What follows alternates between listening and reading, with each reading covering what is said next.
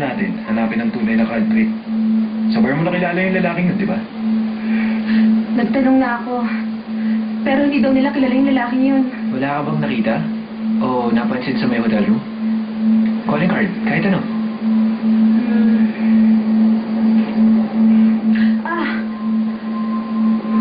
May nakasulat sa salamin.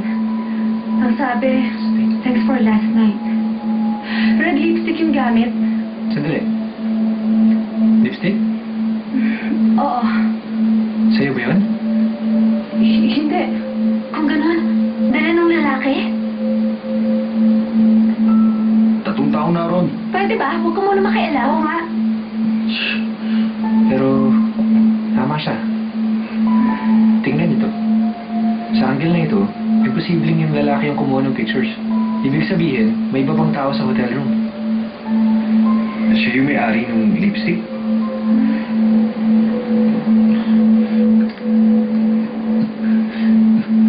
Anong ginagawa niyo? Para kasi may dumi. Pero hindi mabura.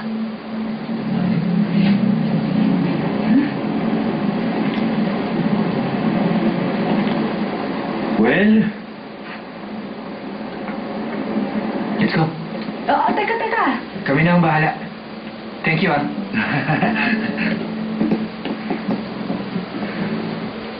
Napakagwapo naman nila. Hindi kaya sila tag-ibang planeta?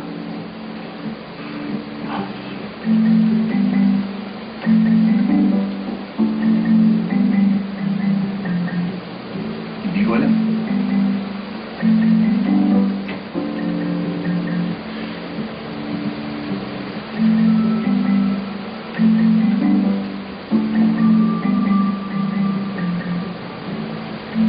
Mahirap yan. May balita ako, regular customer niyo siya. Malulugi kayo kapag hindi na siya bumalik dito. Salamat sa pangunawa ninyo. Pero, kung hindi niyo siya ituturo sa amin, we'll make sure magsasara ang bar mo. Kawawa ka naman. Ha? Bigyan natin siya ng 2 weeks. Isipin mo ang reputation namin. Magagawa yun in 1 week. Ha? Alam kong ikaw din, ang owner ng kabilang building. Tomorrow, pwede na tayo magsimula. Ang mabuti pa siguro, pakita kita ng sample.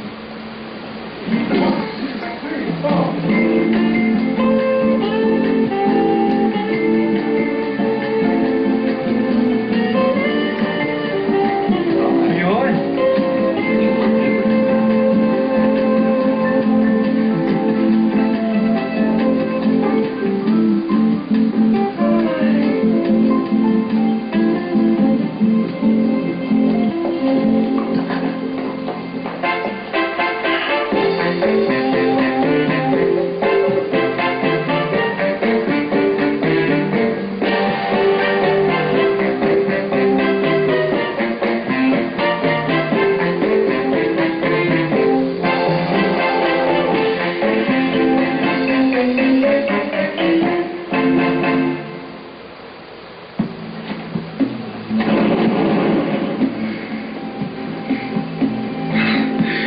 Sino?